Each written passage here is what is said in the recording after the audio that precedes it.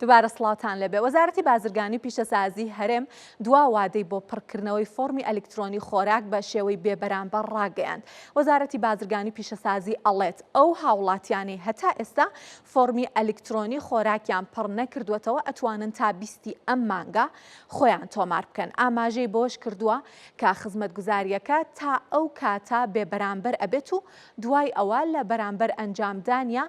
بڕەپارەیەک وەرئەگیرێت. نەوزاد شێخ کامیل بەڕێوەبەری بازرگانی هەرێمی کوردستان بە کورتساد نیوزی وت خزمەتگوزاریەکە لە 10 مانگەوە کارا کراوەتەوە. پێش ئەوە 187 هاوڵاتیان خۆیان تۆمار کردبوو. لە ئێستاە هەوڵێن ئەو 113 کە ماوە لە دەڕۆژی داهاتووە بۆ 101 هەتا 102 کەم بکرێتەوە.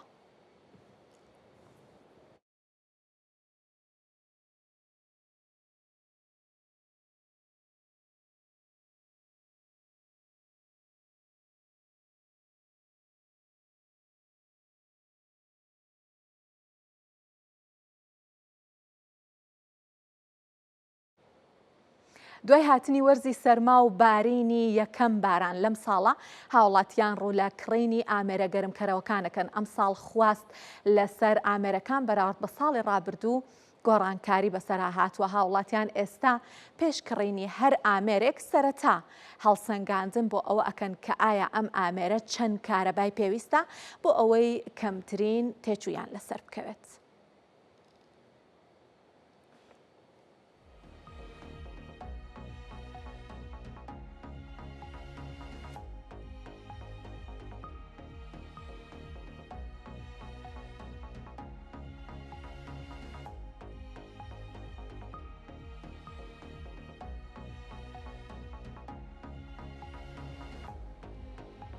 هەروەکو پێشبینیەکانیش لەم چەند ڕۆژی ڕابردووە باسییانەکرم ڕۆبارانێکی باش باری لە هەرێمی کوردستان شەپۆلێکی بارانبارین هەموو کوردستان وەکو من ئاگام لێ پارچەکانی تری کوردستانیشی گرتەوە لێرەیە باسی ڕێژەی بارانبارینتان بۆ کەم دواتر باسی ئامێرەکانی گەرمکەرەوە و قەبارەی بازاڕەکان و خواست بۆ ئەو ئامێرانە ئەەکەم. لە پارێزگای هەولێر لە هەولێر 9.3 میلیمەتر باران باریوە، لە پیرمام 16.2 میلیمەتر و لە نازەنین 36.3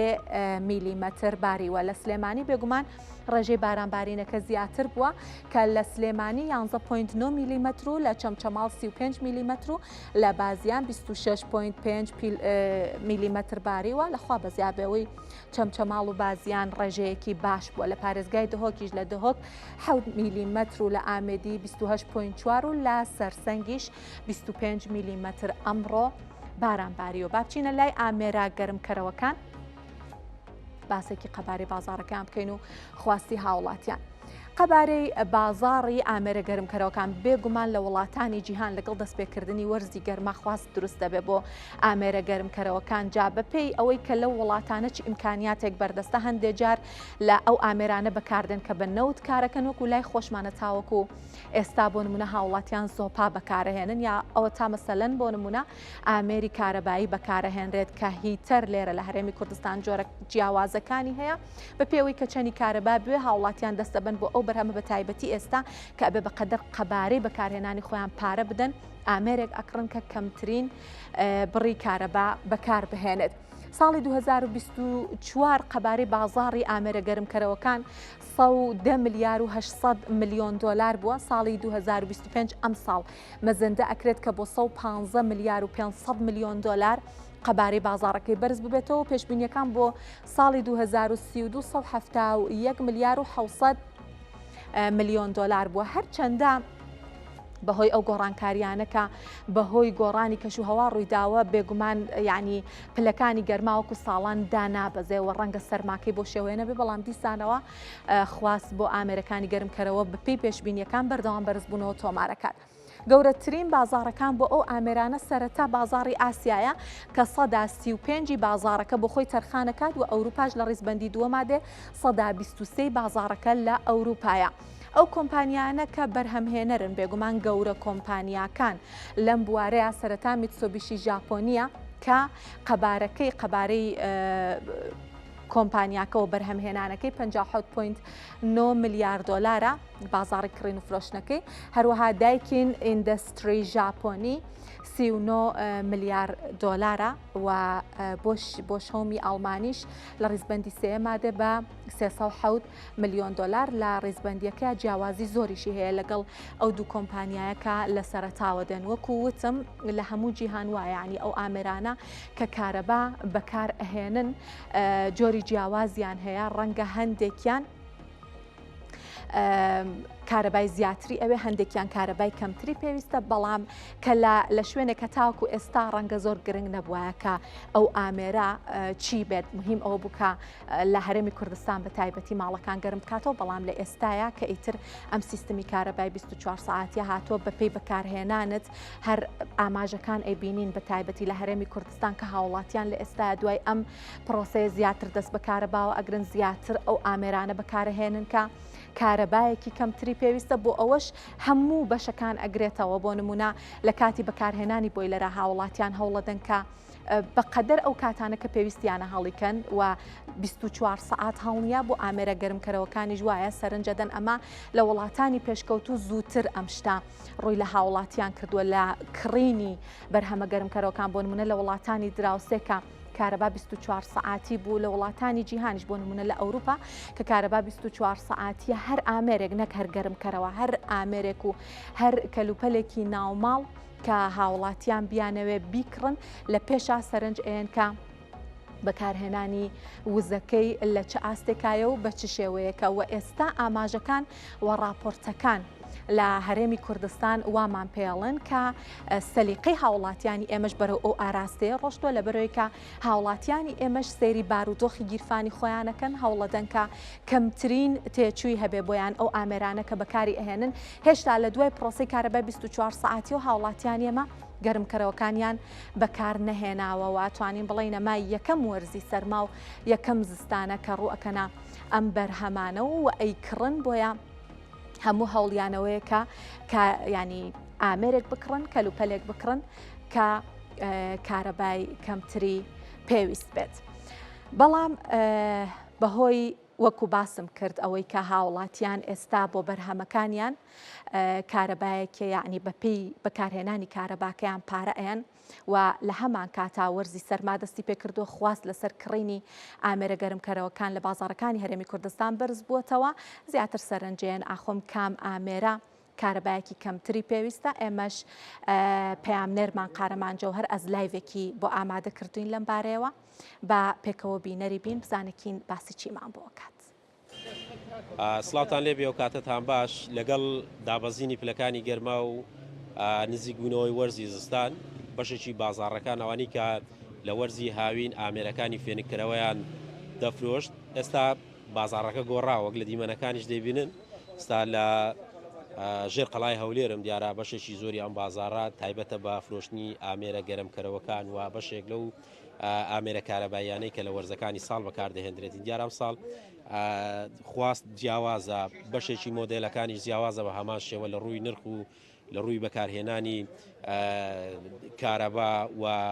بەکارهێنانی غاز و نەوتیش لە ئامێرە گەرمکەرەوەکان. من هەوڵ دەدەم بەشێک لەو کاسبکارانە بدوێنم. ئەو کاتت باش ئێوە وەکو کاسبکارێک ئێستا دەبینین ساڵانە مۆدلەکانیان دەگۆڕێ،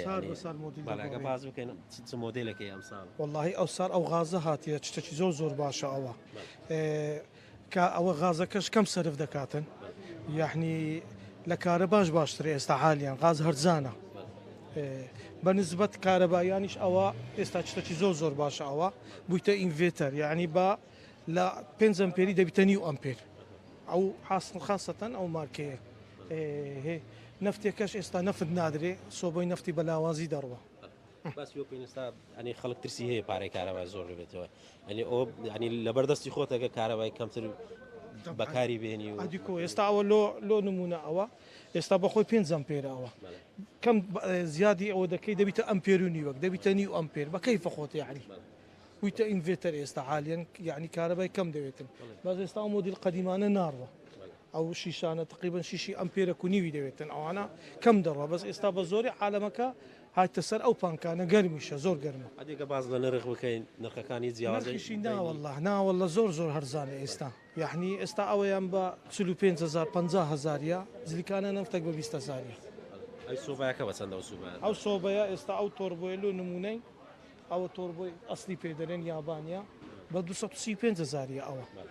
نەوعیت کەمان هەیە ئێستا ئەو نەوە هەمان هەیە ئەو نەوە بە 210,000 سۆبەکان هەمان سۆبەنە هەردووک یابانیە بەس ئەوە دەرن لە یابان دێتن. ئەدی ئەوەی غازەکەش بە هەماشەوە نرخەکەی جیاوازە غازەکە زۆر باش ئێستا بەتڵی غازی بە 12,000 ئەو بەشی هەفتە چی دەکاتن یعنی مانجی دەکات 48,000. ئەدی ئەگە بازەوە بکەین ئەوانە هەموو لە دەرەوە دێن لە تورکیا دێن لە سین دێتن هەمووی سینە لە تورکیا ئەوانە نایەتن ئێستا بەس ئەو کاڵانە هەمووی لە سین دێتن ئێستا. عزیزی برایگە دەستخۆش بڵەوەی ئەم کاسبکارە باسی کرد دیارە ئەم ساڵ سۆبای غاسەیە و بە هەمان شێوە سۆبای کارەبا هەیە و نەوتیشەیە نەوتەکە کەمێک کەوتۆتە دواوە لە ڕووی خواست و لە ڕووی بەکارهێنانەوە بۆ پێیکە نرخی نەوە دەستا بەرز بۆتەوە لەگەڵ ئەوەش بە هەمان شێوە نرخی غازیش دیارە دیاریکراوە جێگیرە لەگەڵ ئەوەش کارەبای 24 ساعتیش بە هەمان شێوە هاتووە ئێستا بۆ ئەوەی کەوا ئەو کڕیارانەی کە دێن ئێستا لە بازاڕەکان زۆرەها زۆری ئامێرەکانی گەرمکەرەوە لە بازاڕەکان هەنا و مۆدلەکانیان جیاوازە و نرخەکانیشان بە هەمان شێوە جیاوازی هەیە کە لە نێوان سۆبای کارەبایی و ئامێرە گەرمکەرەوەکانی نەوت و غازیش بە هەمان شێوە.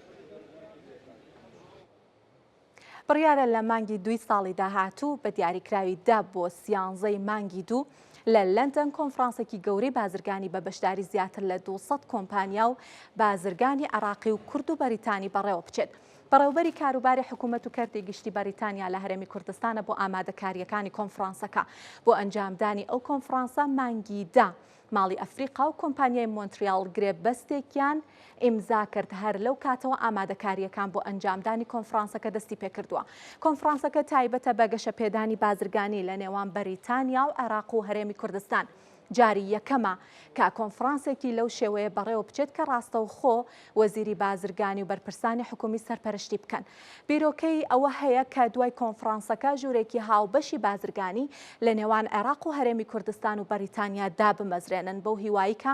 بازرگانان و کۆمپانیاکانی هەرێم و عێراق تەنها لە چوارچێوەی وڵاتانی دراوسێ بۆ بازرگانی سنووردار نەکرێن و پەرە بە پەیوەندیەکانیان بدەن بە تایبەتی لەگەڵ بەریتانیا.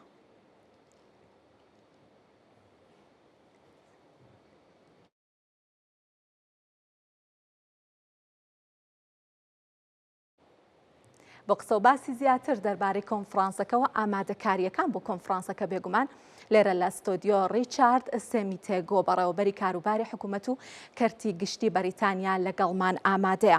زۆر بەخێر هاتن سەرەتا پێمان بڵێن کە ئامانجتان لەم سەردانی هەرێمی کوردستان چی بوو؟ ئێمە ئاگادارین کە ئێوە سەردانی کۆنسوڵگەریتان کردووە، چیتان کرد، باسی چیتان کردووە، کاروباری ئامادەکاریەکان هەتا ئێستا بەرەو کوێ ڕۆشتووە؟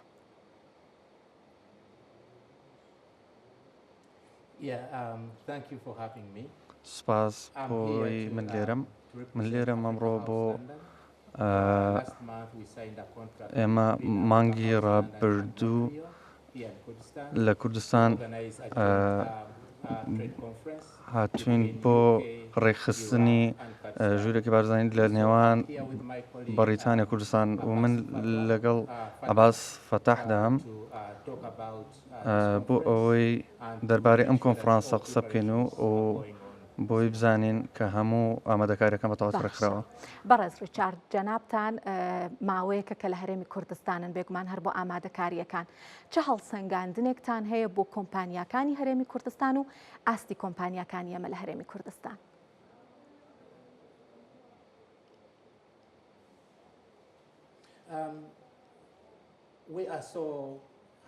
ئێمە زۆر خۆشین تاوەکو ئێستا چونکە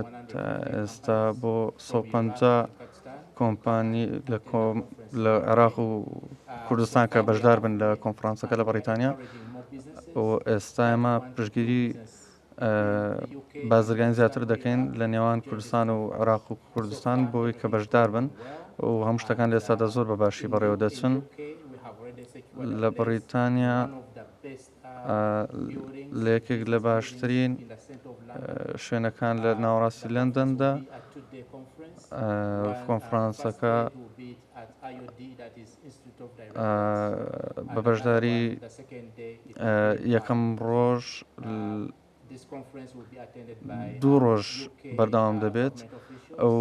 بە بەشداری لە پسراوانی بەریتانیا دەبێت و هەموو ئەوانی دیکە کە پەیوەندیدارن بە لایەنی بازرگانیەوە و لە کوردستان و عێراقیش هەندەر دەبێن کە بێن لەوێ ئامادە بن و ئێمە دەمانەوێت پشتگیری بازرگانی بکەین و بۆ زیادکردنی بەشداربانی کۆنفرانسەکە. زۆر باشە. ئەمێ بزانێکم کا بە دیاری کراوی ئەگەر بە چەند خاڵ گرنگی کۆنفرانسەکەمان پێ بڵێن کە چییە و ئامانجێتی بەچی بگادواتە ئەم کۆنفرانسا وایدا ئەنین ئەنجام درا کۆمپانیا عراقیەکان کۆمپانیاکانی هەرێمی کوردستان کۆمپانیا بەریتانیەکان بەشداریان کرد لە کۆتاییە ئامانج لێی چییە ئەتانەوێت چی بپێکن؟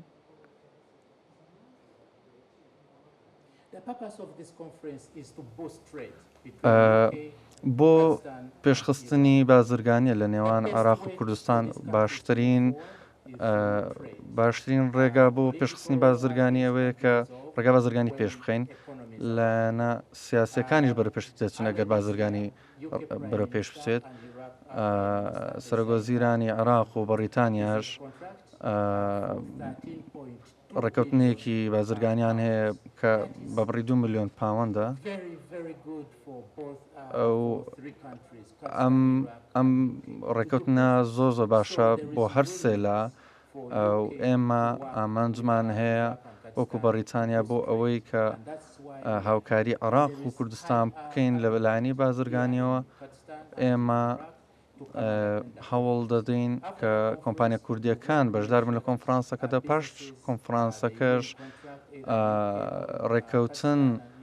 دەکرێت لە نێوان کوردستانی عێراق بۆ ئەوەی بزنس بە بەردەوامی لە نێوان هەر سێ لایەندا هەبێ لەبەر ئەوەی ئەگەر ئابووری پێش بکەوێت هەموو لایەنەکان دیکە پێش دەکەون دیپلۆماسیەت و سیاسەتیش پێش دەکەم بەڵام ئابووری لە پێشەموانەوەیە ئەو هەموو شتەکانی دیکەش پێش دەکەون. زۆر باشە کە باسی بزنسەکەین کە باسی بازرگانی نێوان دوو وڵات ئەەکەین زۆر فرەچەشنا هەموو بەشێگەگرێتەوە هەموو کاڵا و بەرهەمێگەگرێتەوە زیاتر ئەم کۆنفرانسە سەرنج ئەخاتە سەر چ جۆرە بازرگانیەک بۆ نمونە بازرگانی نەوت بازرگانی کاڵا بەرهەم هیچ سنووردار کراوە ئەو بابەتە؟ پرسیارێکی باشە. ئەم کۆنفرانسە هەموو سێکتەرەکان دەگرێتەوە کللتور گاز و نەوت و هەموو لایەنەکانی دیکە کە لە ناو ئابووریدا پێویستی بە بەرەو پێشچوون هەیە بۆ هەموو ئەوانەی کە دایانە دەست پێ بکەن. ئەم کۆنفرانسە بەبەلاش نییە هەر کۆمپانیایە کە دێت $5,000 دەدات کە بۆ پارەدانی فڕۆکە و هۆتێل و مانەوەیانە لەوێ بەڵام لانی سەرەکی ئێمە ئەوەیە کە ئێمە پشتگیریان بکەین بۆی کە بێن بازرگانی بکەن و پرێ پێ بتن پێم وایە لەسەر ڕێگایەکی ڕێکپێک دەڕۆین. پاش ئەم کۆنفرانسەش بەردەوام دەبین کە ئایا بزانین ئەم سێلایانە دەتوانن بەیەکەوە کار بکەن ئەوکەی باشە بەڕێز ڕیچارد ئەوەی کە ئێمە ئاگادارین ئەزانین بێگومان ئێوە شارەزایتان هەیە لەو بوارەیە هەرێم و عێراق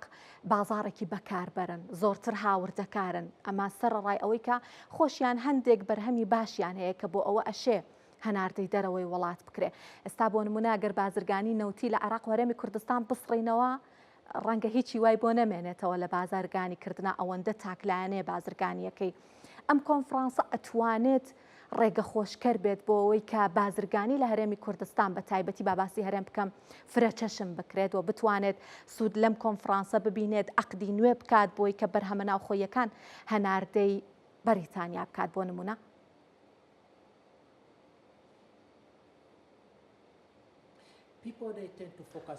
خەڵک دەیانەوێت لە کوردستان و عێراقدا تەنیا سەرنجیان لەسەر بازرگانی نەوتە، بەڵام بە چەندەها هەلی زیاتر هەیە لە عێراقدا و لە کوردستاندا. بۆ نمونە ئێمە کۆمپانیەکی بەڕیتانیمانەیە کە ناوی ئیکۆسانتیفیکە، زۆر بە دڵخۆشیەوە دایانەوێت ئەکادیمیایەکی سنتەرێکی ئەکادمی بکەنەوە لە کوردستان و عێراق بۆ ئەوەی کە یارمەتی خەڵکی گەنج بدەن لە لایەنە ئابوووریەکانەوە و هەموو و یارمەتی ئەو کەسانە بدەن کە دەچن بۆ قوتابخانە و تایبەتمەندی تایبەتیان هەیە و دەتوانن لە کۆمپانیادا کار بکەن و دەیانەوێت کە دابمەزرێن. ئێمە دەمانەوێت ڕوانگەی خەڵکی کوردستان و عێراق بگۆڕین و بچنە ئەوروپا بۆ کارکردن و دەمانەوێت و ئەم کۆمپانیا ئیکۆسانتیفیک دێتە ئێرە و گفتوگۆشمان کردووە بۆ ئەوەی ئەم سنتەرە لێرە دروست بکات. ئەو کۆمپانیای تریژە کە نامێت لە ئێستا دەناوی بێنم و کە بزنس لە کوردستان و عێراق دەکات، بەڵێ نەوت شتێکی گرنگە، بەڵام سەدان نمونەی دیکەمان هەیە. سێری کە بنمونە کشت و کاڵ، سێکتەری کشت و کاڵ چندێک باشە و ئێمە دەتوانین تەنان لەو سێکتەرانەشدا کار بکەین و ئەمە ژۆک و هەلێک ببینین بۆ ئەوەی کە بەرەپێش بچین لە لایەنی ئابوووریەوە و لە لایەنی بەرەمێنانەوە. زۆر باشە. باسیەوەتان کرد کە و کۆمپانیانە کە مەبەستیانە بەشدار بن لە کۆنفرانسەکە بڕەپارەیەک ئەبێ بدەن بۆی بەشدار بن. باسیەوەتان کرد بۆمانەوە و ڕۆشتنیان، بەڵام جگە لەم بابەتە چ سەنگی مەحەکێک چ پێوەرێک هەیە بۆ هەڵبژاردننی کۆمپانیاکان؟ بۆ نمونە ئەو کۆمپانیاکە لە کۆنفرانسەکە ئەتوانێت بەشدار بێت، هیچ تایبەتمەندیەکی ئەبێت یا بێت بۆی بتوانێت بەشدار بێت، یاخود نا هەموو کۆمپانیاکان ئەتوانن؟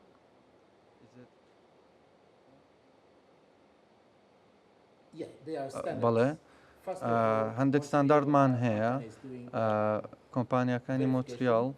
پێویستە ڕێگە پێدراو بن،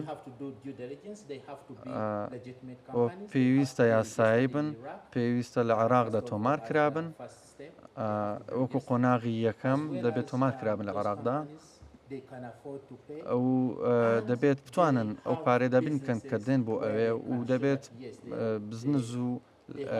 کارکردنیان هەبێ و دەبێت توانایی بازرگانیکردنیان هەبێ،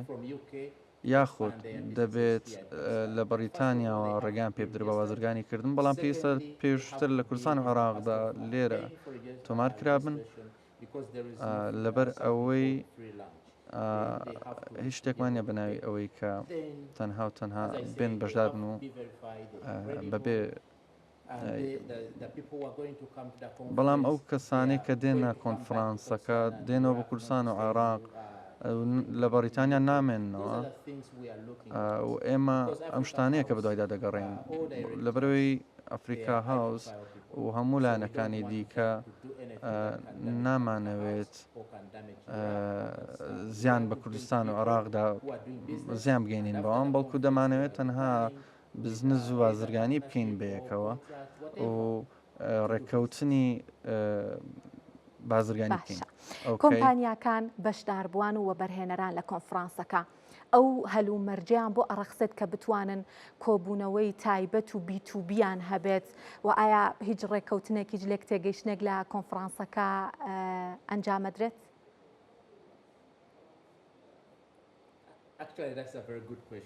لە ڕاستیدا ئەمە پرسیارێکی زۆر باشە. بەڵێ لە یەکەم جاردا ئێمە لە یەکەم جاردا باسی لایەنە جیاوازەکانی بازرگانی دەکەین و ئەو ئامانجمان لە کۆنفرانسەکە و کۆبوونەوەی بزنس بۆ بزنسمان دەبێت و وەزارەتی بازرگانی و لایەنەکانی دیکەش پەیوەندی دار دەبنەوە بە بازرگانی کوردستان و عێراق لەگەڵ بەریتانیادا. لەبەرەوە ئێمە بازرگانی بۆ بازرگانی کۆبنەوەمان دەبێت لەبارەیەوە. هەموو ئەوانەی کە هەلێکیان نابێ بێنە ئەوێ و بەشدار بن دەبێت کۆبنەوەیان لەگەڵدا دەکەین و ئەمە کۆتایی گیان یاگە ناتوانانی بەشدار بن. سپاس بەڕێز ڕیچارد سێمیتێگۆ بەڕێوبەری بەشی حکومی کاروباری ئەفریقا بەشی حکومی و کەرتی تایبەت لە بەریتانیا. سپاس کە لێرە لەگەڵمان ئامادە بوون. زۆر خۆشحاڵ بووم کە لێرە بووم کە بوارتان پێدام قسە بکەم. ئەفریقاوەز دڵخۆشە و دەرگامان کراوەیە بۆ هەموو کۆمپانیاکانی بازرگانی عێراق و کوردستان بۆ ئەوەی بن لە بەریتانیا بازرگانی بکەن. ئێمە پلاتفۆرمێکمانەیە بۆ پشگیریت کەسێ بکەین کە دەدەوێت بزنس بکات و لێرەین بۆ ئەوەی کە پەیوەندی بازرگانی دروست بکەین لە کوردستان و عێراقدا. دەرگامان کراوێ ئەمەش سەرەتایەک و دەستپێیەکە و یەکێکە لە باشترین کۆنفرانسەکان لە نێوان کوردستان و عێراق و بەریتانیادا بەخێرهاتن هەرێمی کوردستان پۆتەنشەڵ و توانایی باشی هەیە توانستی باشی هەیە هێواداری نەما ڕێگە خۆشکەر بێ بۆ پەرەپێدانی بازرگانی نێوان هەرێمی کوردستان و بەریتانیا. زۆر بەخێرهاتن. جیاواز لەم بابەتە ئەم بچمە لای بابەتێکی گرنگی دیکە دوای ئەوەی گەنجینەی ئەمریکا سزای خستە سەر کۆمپانیای ڕۆسنەفت و لوک ئۆیلی رووسیا. ئاژانسی نێودەوڵەتی وزا لە دوایین راپۆرتیا باسی مەترسیەکانی ئەو سزایانە ئەکات بۆ سەر سەقامگیری بازاڕی جیهانی وزا. یەکێک لە لێکەوتەکانی ئەو سزایانە ڕاگیرانی کارەکانی لوک ئۆیل لە کێڵگەی ڕۆژاوای قوڕنەی دووە لە عێراق.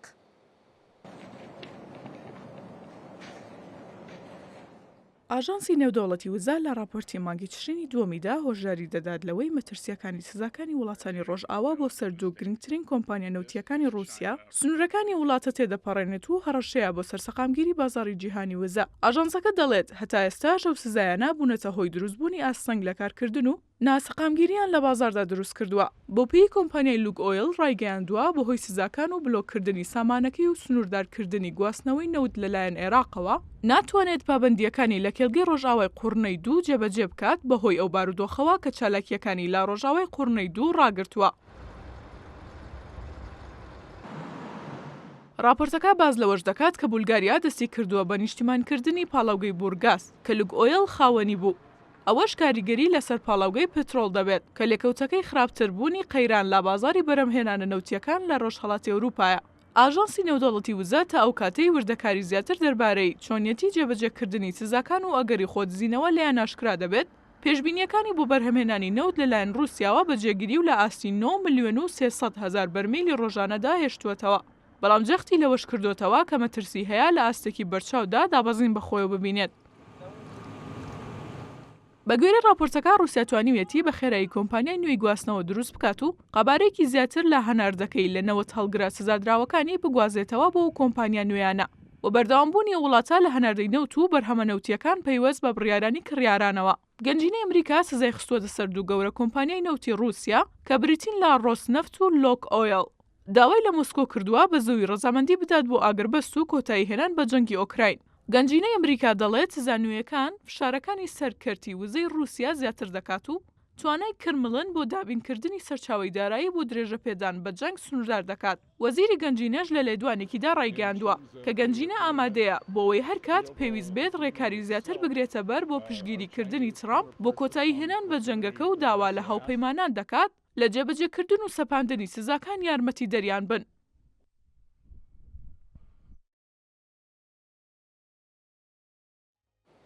بالێرەیە باسی سزاکانی سەر رووسیا بکەین و بزانین بۆچی ئاژانسی نێودەوڵەتی وزاڵێ مەترسی دروستەکە بۆ سەقامگیری بازاڕی وزە لەسەر ئاستی جیهان. دواتر لەگەڵ میوانێکی زۆر شارەزا باسی ئەم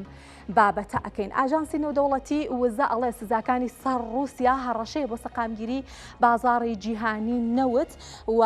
ئەگەر بمێ باسی سزاکان بکەم بە وردەکاری هەڵبەتە ئاژانسەکە هەندێک شتی تریشی باس کردووە لەبەرەوەی کە باسی هۆکارەکانی کرۆ کە بۆچی مەترسی دروستەکە، بەڵام لە هەمان کاتیشا پێشبینیەکانی بۆ بەرهەمهێنانی نەوتی رووسیا و مامەڵەکردن بە نەوتی رووسیا وەک خۆی بەجێگیری هێشتۆ بۆ هیوایی کە ڕەنگە گۆڕانکاری بەسەر نەیە، بەڵام پێشبینی شەکات کە گۆڕانکاری گەورەشی بەسەرا بێت. پاکێجی 19می سزاکانی سەر رووسیا دوایین پاکێج کە بەسەر رووسیا و کەرتی وزەی ئەو وڵاتەیە سەپا قەدەغەی هەناردەی غازی رووسیای بۆ ئەوروپا جێبەجێ کردوە تا خستیە ڕیزبەندی سزاکانەوە و هەروەها ئەم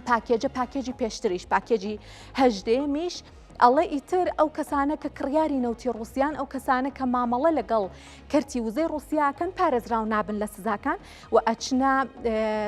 شمولی سزاکانی ڕۆژاواکەن بۆ نمونە لە پاکێجی هەژدەیەمە کۆمپانیایەکی هندستان چووە ژێر سزاکانەوە و ئەڵێ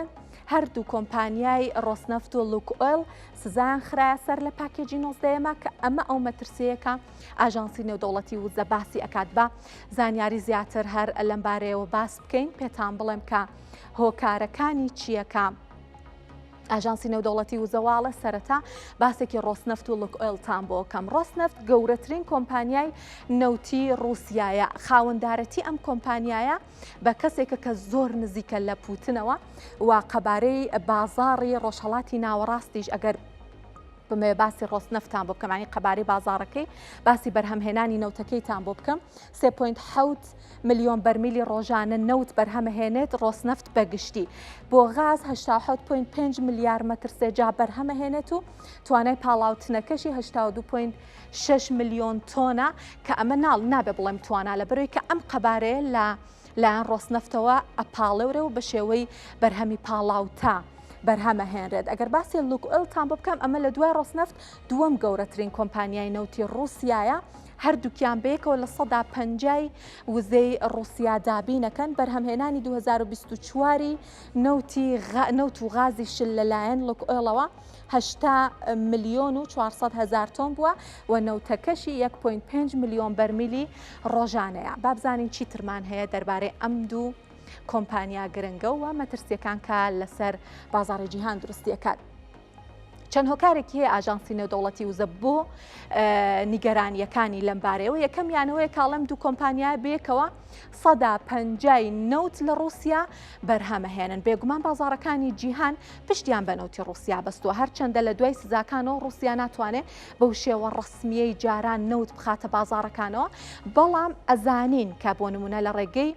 کەشتیە تارماییەکانەوە یان بەداشکاندن بۆ نەوتەکەی بەردەوام نەوتەکەی خستۆتە بازاڕەکانەوە، جاکە وڵاتێک بیاوێ بۆ نمونە لەبەر ئەوەی کە نەوتەکەی هەرزانە بیکڕێت بە هەر حاڵ پێویستیەکەی پڕەبێتەوە و ئەو نەوتە جێیەکی گرتووە لە بازاڕی جیهانی. خاوەندارەتی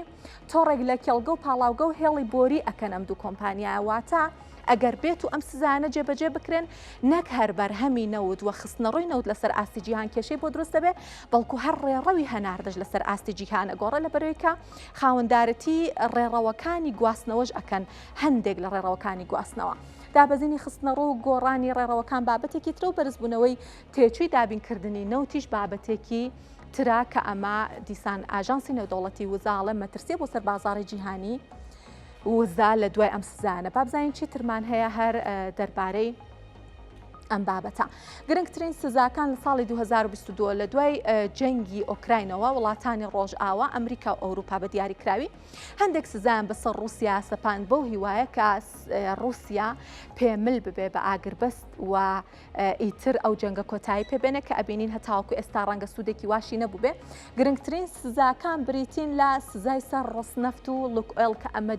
دوایین بڕیاری وڵاتانی ڕۆژاوایی بوو قەدەغەکردنی هێڵی بۆری نۆردستریم بابەتێکی ترامە هێڵێکی بۆری گرنگە لە رووسیا دیاریکردنی سەقفی نرخی نەوت واتە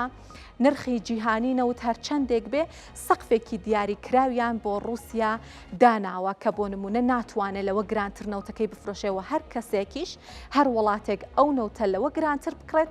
هیچ بیمێک و هیچ خزمەت گوزاریەک شمولی ناکات و ڕوبەڕووی سزا ئەبێتەوە. دواتر باسی سەقفەکەشتان بۆ کەم کە چەندە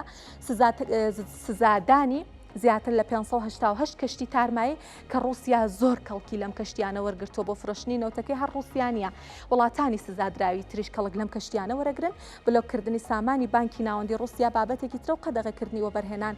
لا کۆمپانیا رووسیەکانیش بابەتێکی تری سزاکانە کە گرنگیەکی زۆری هەیە. لە رووسیا 2400 کەس و دامەزراوە زیاتر لەم ژمارە لایەن ڕۆژاواوە سزان خراوەتە سەر بۆ نمونە سامانەکانیان بلۆک ئەکرێت مامەڵەکردن لەگەڵیان قەدەغاکرێت و باسی سەقفی نرخی فرۆشتنی نەوتی رووسیان بۆ کردن. سەرەتا بۆ نمونەیان وت نەوت بە هەرچەندێک بێ رووسیا ناتوانێت بۆ بەرمیلێک 60 دلار زیاتر وەربگرێت، لەوەش کەمتریان کردووە چوارچێوەیان بۆ داناوە. نەوتی جیهانی بە هەرچەندێ بێ رووسیا ئەبێ بە 115 کەمتر لەو تێکڕایە بیفرۆشێت و لە پێشی شا سەقفەکە وەکو باسم کرد 6 دلار بوو ئێستا نرخەکە هەرچەند بێ 115 کەمتر لەوە ڕوسیا ئەتوانێت نەوتەکەی بنێرەتە بازاڕەکانی جیهانەوە ئەگەر زانیاری ترمان هەبێ زانیاری زیاترمان هەبێ لەم بارەیەوە هاوکارانم یارمەتیمان بن بە باسی بکەین و بیگوازینەوە بەڵێمە کۆتا زانیاریمان بوو دەربارەی ئەم بابەتە و دەربارەی بەرهەمی نەوتی ڕوسیاوە و سزانە کە لەلایەن ڕۆژاواوە بەسەر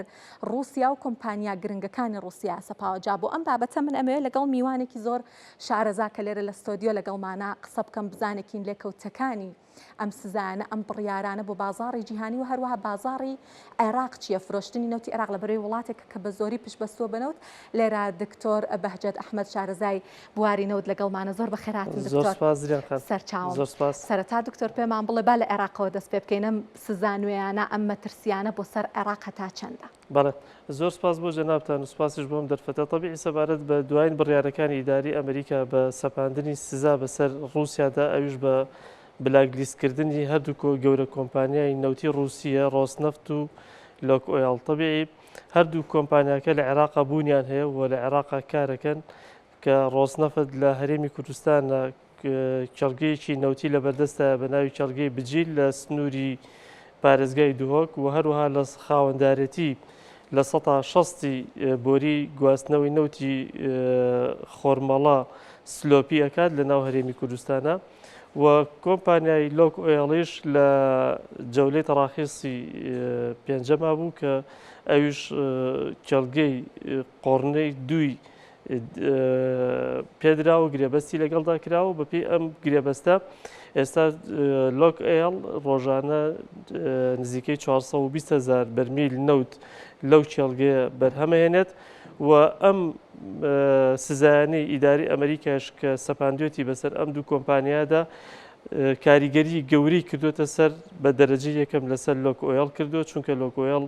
ئێستا ژمارەیەکی زۆر کارمەندی عێراقی و بیانی لەوێ کارەکەن و پێویستی بەوەیە کە پەرەپێدان بکە لە ناو چەڵگەکەدا و ئاستی بەرهەمێنان بەرز بکاتەوە کارمەندی دەرکردووە دکتۆر بەڵێ ئێستا لۆک ئۆیڵێکێک لەو کێشانەی کە بۆی دروست بووە کێشەی داراییە کێشەیەکی زۆر سەختی دارایی ڕووی کردوتە لۆک ئۆیڵ و 1300 کارمەندی خۆی کارمەندی لۆکەڵی کە خەڵکی عێراقن لە لۆک ئۆیڵ کە ئیشیان کردو و گرێبەستیان هەبووە هەمیانی ئیزندا و دەری کردوونەتە دەرەوە و ئێستا ئەمە گرفتێکی زۆر زۆر گەوری بۆ دروست کردووە و لەگەڵ حکوومەتی عێراقیشا لۆک ئۆیڵ کێشەیەکی بۆ دروست بووە کە 6 ملیارد دۆلاری لای حکوومەتی عێراقە ئەم ماوەی ڕابردوو کە کاری کردووە لەوێ هەتاوەکو ئێستا پارەکانی پێنەدراوە حکوومەتی عێراق نەیتوانی و پارەکەی بداتێ و ئێستا شۆتە زمنی ئەم بلاکلیستەی ئیداری ئەمریکاوە ئەمیش کێشەیەکی گەورەتری بۆ لۆک ئۆیڵ دروست کردووە تەنانەت لۆک ئۆیڵ لە چەند ڕۆژی ڕابردووە بڕیاریدا کە حاڵەتی ڕاگررتنی بەرهەمێنان لە چێڵگەی قوڕنەی دوو بە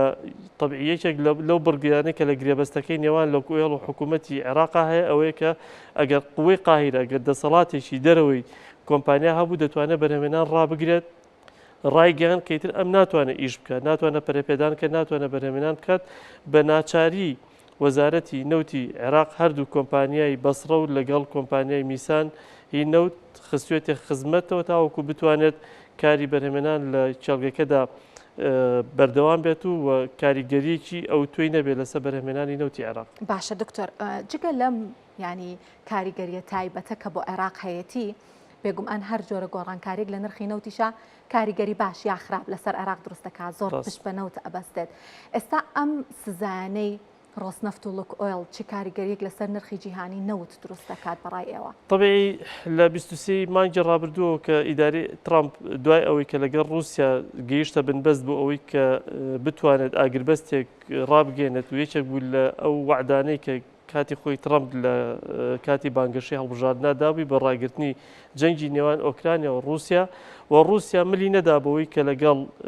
ئۆکرانیا بگاتە ڕێکەوتن یەکێک لەو هەوڵانەی کە ئیدارەی ترامپ داوێتی بریتە لەوەی کە هەردوو گەورە کۆمپانیای لۆک ئۆیڵ و ڕۆزنەفت لە کۆتای تقریبان لە دەوری دوای 22 بوو کە بڕیاریدا بە ئەوەی کە لە مانگی لە 2011 ئەم مانگە هەردوو کۆمپانیاکە بلاکلیست بکرێت و هەموو مامەڵەدارایەکانی ئەم کۆمپانیانە ڕابگیرێت. ئەمیش طبیعی کاریگەری گەوری کردە سەر بازاری نەوت و ئێمە بینیمان لە چەند ڕۆژی ڕابردوو بە تایبەتی لە هەفتەی ڕابردوو نرخی نەوت بە شێوەیەکی بەردەوام بەرز بووە تاوەکو نەوتی برێند گەیشتە سەر و $65 و نەوتی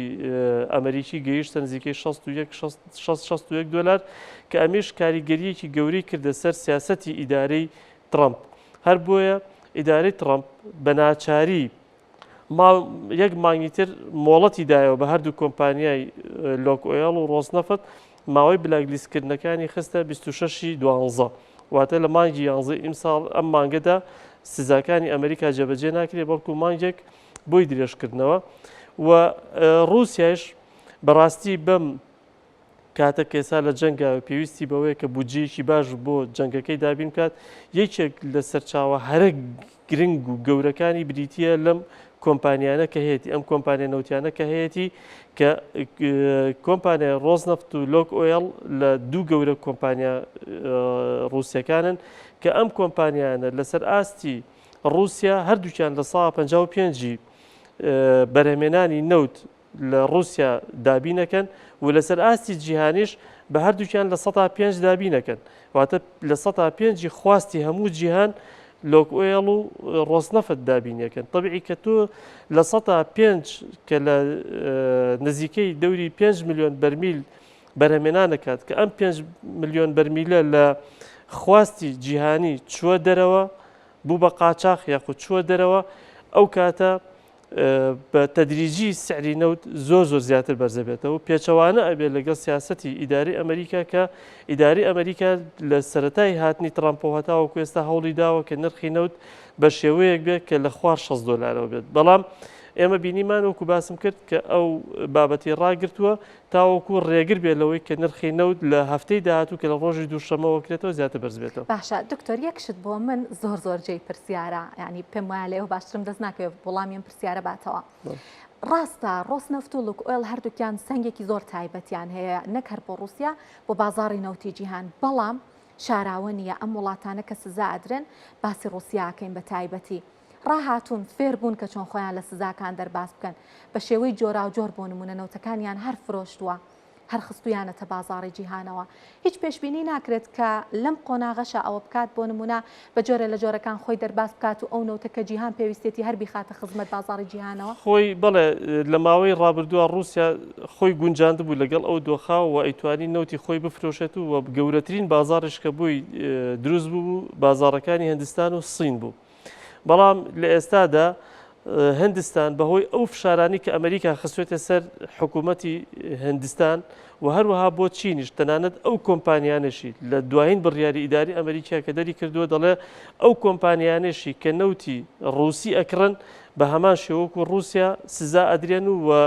بلاکلیستەکرێن لەلایەن ئەمریکیەکانەوە بۆ یعنی ئەمە وای کردووە کە هەندستان ئەو کۆمپانیا گەورانی بەتابەتی پاڵاوگە گەورەکانی هەندستان کە نەوتی رووسیا نەکرد کە قانزاجی زۆر باشیشیان کردووە سینەکان بە هەمان شێوە لە ڕابردوودا و لە ماوەی جەنگی ئۆکرانیا لە 2022 هەتاوەکو ئێستا گەورەترین قانزاجیان لە نەوتی هەرزانی رووسیا کردووە ئێستا ئەوانیش هەندستانیش یعنی گەیشتۆتە ژێر فشارێکی گەورە و ناتوانێت نەوتی رووسی بکرێت تەنانەت ئێستا کە هەندستان ڕووی کردوتە عێراق و داوای لە عێراق کردووە کە عێراق نەوتی بۆ دابینکە نەوتی خاوی بۆ دابینکە لەبەر ئەوەی کە ناتوانێت نەوتی رووسیا بکرێ بۆ نرخارزانش. ئەمە من وڵامی ئەم پرسیارە ژۆر بگرم بە بێ زەحمەت زۆر بە کورتی پێتان وایە ئەم سزایانە چ کاریگەریەک لەسەر رووسیا دروستەکاوە پێتان وایە زیانەکەی بۆ رووسیا ئەوەندە گەورە بێت کە دەستبەرداری ئەم شەڕە بێت کە ئامانجی سزاکان بەڵێ بە دڵنیایی زۆرە بێت و لە مانگی هەشتەوە هەتاوەکو ئێستا داهاتی نەوتی رووسی بە شێوەیەکی زۆر گەورە دابەزیوەتە خوارەوە تقریبان گەیشتە نزیکەی $13 میلیارد کە ئەم داهاتە بەشی ئەو جەنگە قورسە ناکات کە رووسیا بەرپای کردووە لە دژی ئۆکرانیا و بە دڵنیایی ئەگەر بێت و ئەم دوو کۆمپانیایشی بلاکلیست بکرێت ئەوە من پێشبینیەکەم لە چەند مانگی داهاتوە رووسیا هێتە ژێربار و جەنگە ڕاوەستێت. زۆر سپاس دکتۆر بەهجەت ئەحمەد شارەزای بواری نەوت کە لێرە لە زۆر سپاس بۆ جەنابیش. بە یارمەتی هاوکارانم گرنگترین هەواڵە ئابوووریەکانی ئەمڕۆم پێشکەشکردن زۆر سپاس کە بینەرمان بوون و ماڵاوە.